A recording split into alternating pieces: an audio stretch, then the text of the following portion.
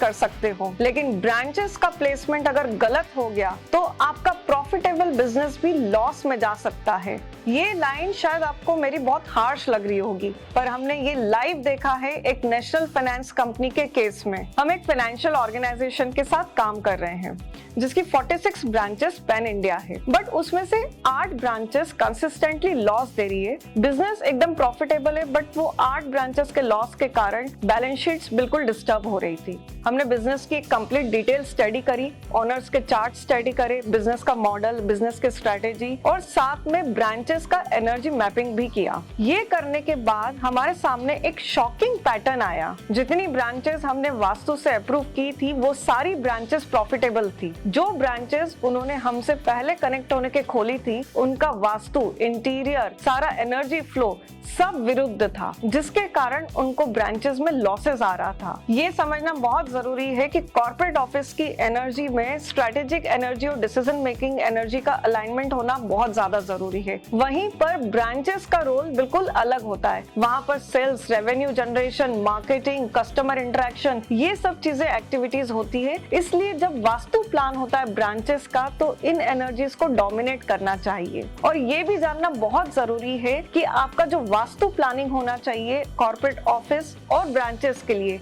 वो industry specific होना चाहिए। जैसे फाइनेंशियल इंडस्ट्री के लिए कुछ जोन्स ऐसे हैं जो बहुत ज्यादा सेंसिटिव होते हैं। For example north is a very sensitive zone.